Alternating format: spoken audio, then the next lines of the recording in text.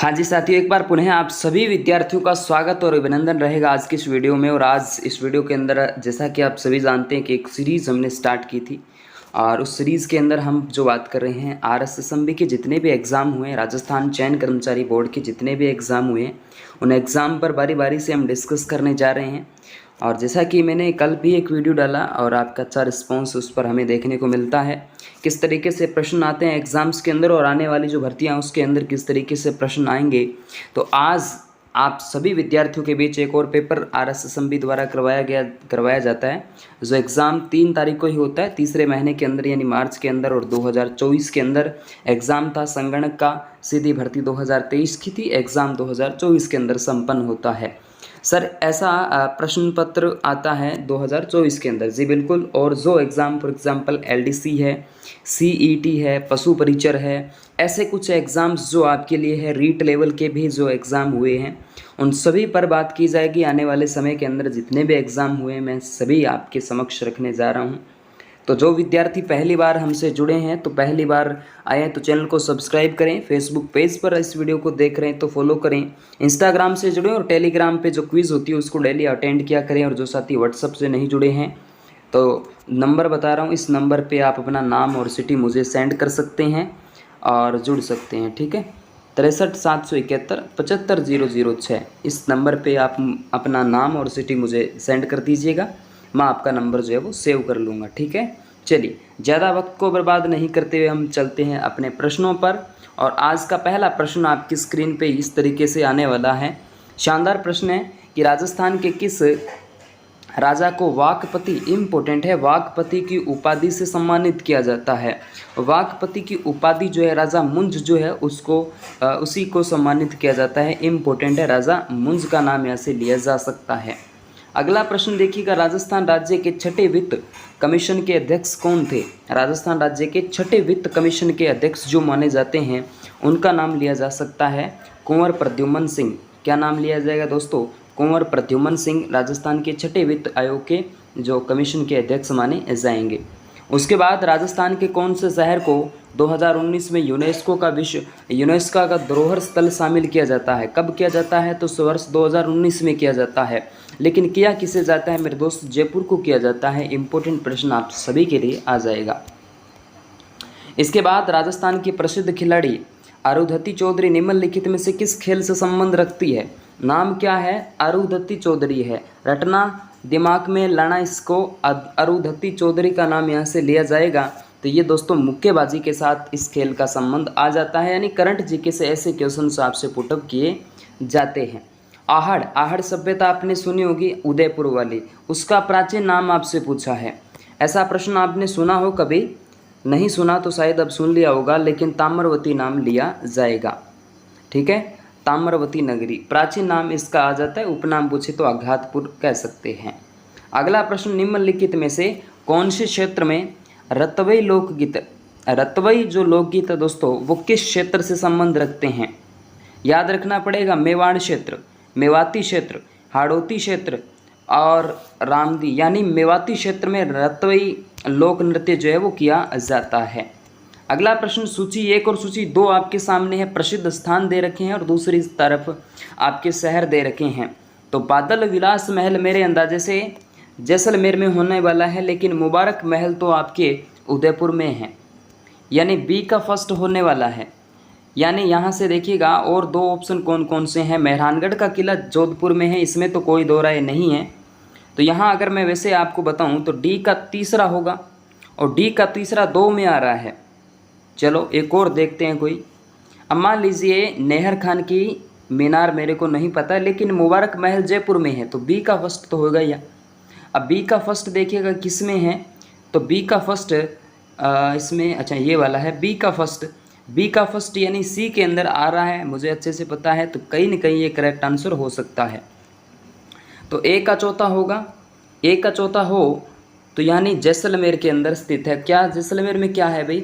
जैसलमेर में बादल विलास महल जैसलमेर में है, तो मुबारक महल जयपुर में है। इसके अलावा नेहर खान की मीनार जो है वो कोटा के अंदर आ जाएगी, तो जो जोधपुर के अंदर मेहरानगढ़ दुर्ग आ जाता है। बाकी आप अच्छे से मिलान कर सकते हैं।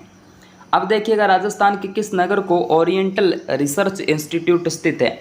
ओरिएंटल ओरिएंटल रिसर्च इंस्टीट्यूट जो है वो आपका कहाँ स्थित है? ऐसा प्रश्न आपसे किया गया है मेरे दोस्त। 8वें नंबर का राइट आंसर क्या हो सकता है?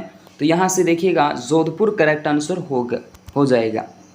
इसके बाद सूची 1 के साथ सूची 2 को सुमेलित करना है। वही प्रश्न आपके सामने है। एक तरफ आपके स्थानीय देवी है और दूसरी तरफ उनके जन्म स्थान है। सर जन्म स्थान देवियों के और देवताओं के, जी बिल्कुल, देवताओं के देवी नहीं है, देवताओं के जन्म स्थान आपसे पूछे हैं तो तेजाजी का जन्म, इसके अलावा गोगाजी का जन्म तो सर चूरू ज़िले के अंदर होता है, हम अच्छे से जानते हैं। पाबूजी का जन्म कोल्लू मंड गांव का नाम लिया जा सकता है। ये टल्लीनाथ नहीं, तल्लीनाथ जी महाराज है। तो तेजाजी का संबंध नागौर से, तो तल्लीनाथ जी का संबंध जोधपुर से है। तो मैं कहूँ तेजाजी यानी ए का अगर चौथा हो तो कौन सा राइट हो जाता है? ए का चौथा होगा तो सी और डी के अंदर आ जाता है। तो पाबूजी का संबंध कोल्लू से है तो डी का फर्स्ट होना चाहिए। डी का फर्स्ट तो भाई सभी में आ रहा है। सर मिलान सही बैठी नहीं, तो बी का सर तीसरा कर दीजिए। तो बी का तीसरा करना पड़ेगा, तो ये भी सेट नहीं बैठ रहा। तो सी का दूसरा कर दो। तो सी का दूसरा अगर करते हैं तो ये एकदम करेक्ट होता है। तो सी का दूसरा यानी सी यहाँ पे करेक्ट रहेगा।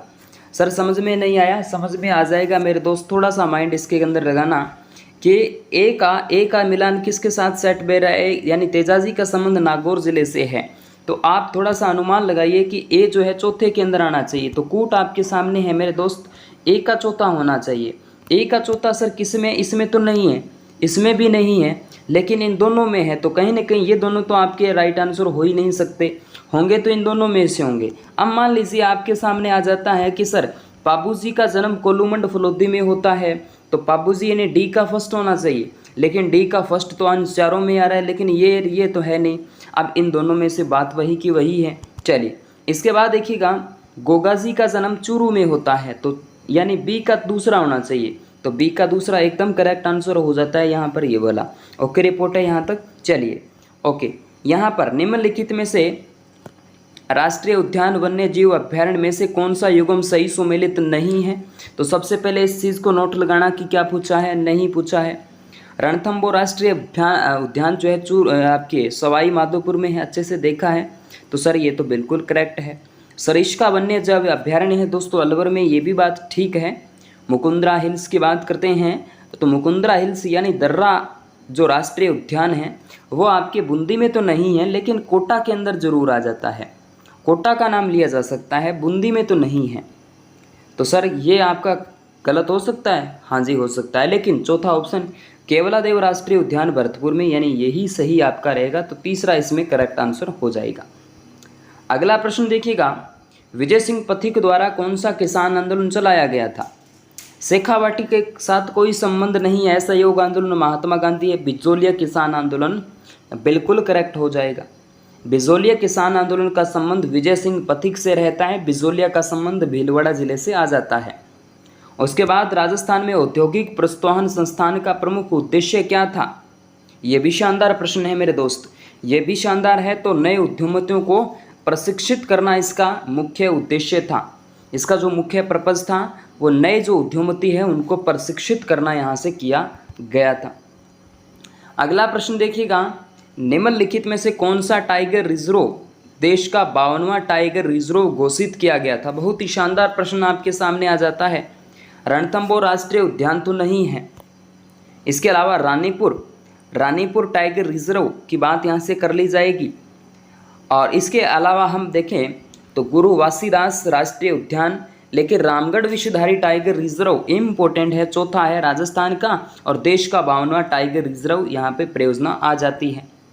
चलिए अच्छा प्रश्न है, यानी डी करेक्ट रहेगा। सर एक और सुमेलित करने वाला, जी बिल्कुल, सूची 1 के साथ सूची 2 को मिलान करना है।